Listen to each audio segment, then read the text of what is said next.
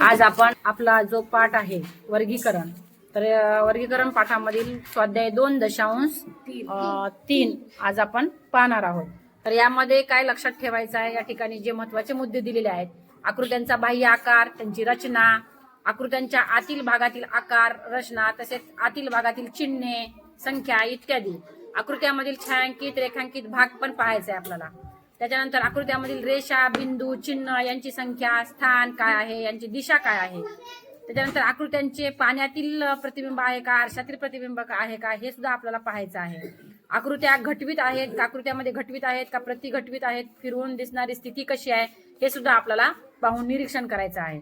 तर पहिल्या प्रश्नामध्ये काय म्हणलंय, पुढील प्रत्येक प्रश्नात 3 आकृत्यांचा गट बनतो आणि या गटामध्ये बसणारी न बसणारी जी आकृती आहे ती आपल्याला ओळखायची आहे.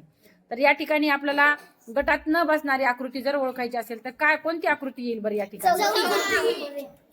पर्याय क्रमांक 4 काय येतो असा पर्याय क्रमांक 4? त्या पहा, आता हे 1 रेषा, 2 रेषा आणि ही 3 रेषा, ही 1 2 ही 3, त्याच्यानंतर 1 2 3, पण याला 1 2 3 4 आहे म्हणून ही वेगळी आहे. तर या ठिकाणी बघा, ह्या बाजूमधला एक बाजू कमी झाली बाहेर जाऊन. त्याच्यानंतर इथं पंचकोनाची चौकोन म्हणजे इथे बाजू एक कमी झाली. आता इथं चौकोन होते, बाहेर जाऊन त्रिकोण झाले म्हणजे एक बाजू कमी झाली. पण पर्याय क्रमांक 2 मध्ये कमी न होता बाजू वाढली बाहेर जाऊन, म्हणून ही वेगळी आहे, गटात बसत नाही. त्या ठिकाणी बघा, पहिल्या याच्यामध्ये दुसरी आकृती, तिसरी आकृती निरीक्षण करा आणि चौथ्या आकृतीचं निरीक्षण करा. तर याच्यामध्ये 1 2 3 आहेत, 1 2 3 भाग आहेत, 1 2 3 4 भाग आहेत, 1 2 3, प्रत्येक ह्याच्यामध्ये 3 3 भाग आहेत, याच्यात 4 भाग आहेत म्हणून पर्याय क्रमांक 3 वेगळी आहे. आता याच्यामध्ये बघा, अधिक वजा त्रिकोण गोल, अधिक वजा त्रिकोण गोल, अधिक वजा त्रिकोण गोल, पण अधिक गोल त्रिकोण असं म्हणजे याचा सिक्वेन्स बदलला, म्हणजे याचा क्रमांक बदललाय म्हणून ही वेगळी आहे. बघा, प्रत्येक ठिकाणी चिन्ह कसे आहेत, अधिकचा आहे, वजाचा आहे, गुणिलेचा आहे, भागिलेचा आहे. म्हणजे इथे पण अधिक वजा गुणिले भागिले 4 चिन्ह आहेत. या ठिकाणी बेरीज वजाबाकी गुणाकार गुणाकार भागाकार 4 चिन्ह आहेत. पण या ठिकाणी बघा, गुणाकाराचे 2 आहेत, अधिकचं नाही म्हणून ही वेगळी आहे. त्यानंतर यांचं निरीक्षण करायला गेलं तर ही तिसरी येते, कारण अर्धगोलामध्ये ह्याचे भाग आहेत बघा, बरोबर आहे. त्याच्यानंतर ही याची आरशातली प्रतिमा आहे, आरशामध्ये इकडची बाजू इकडे दिसते. त्याच्यानंतर या ठिकाणी काय आलेलं आहे,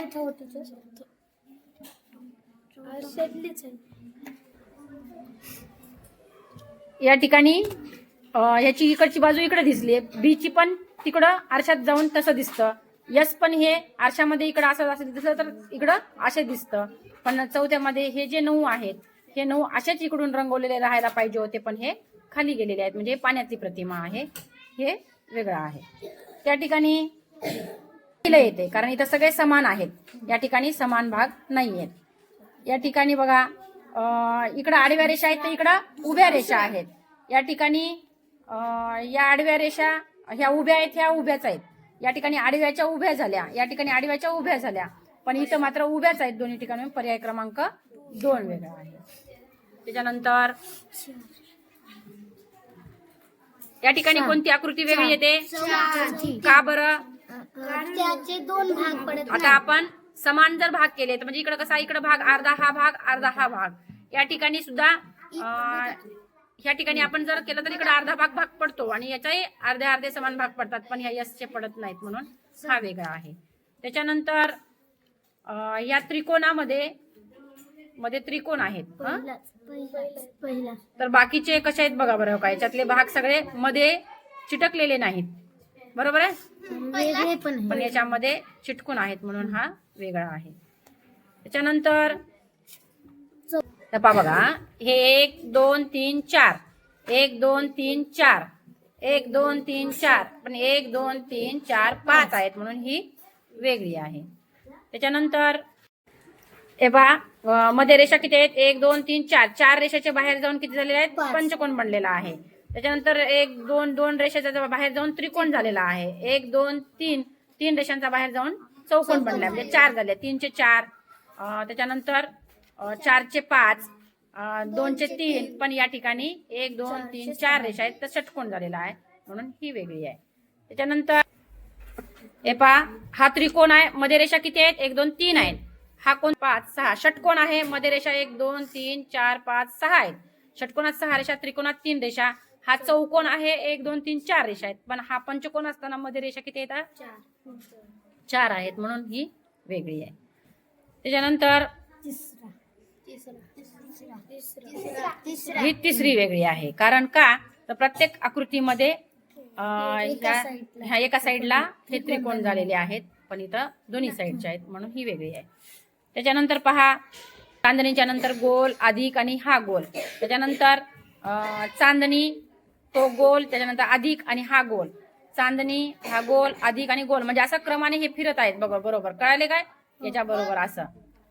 त्याच्यानंतर हे असं, पण ह्यामध्ये मात्र चांदणीच्या नंतर असं उलट फिरायला लागलेली आहे ही इकडून, म्हणून ही वेगळी आहे.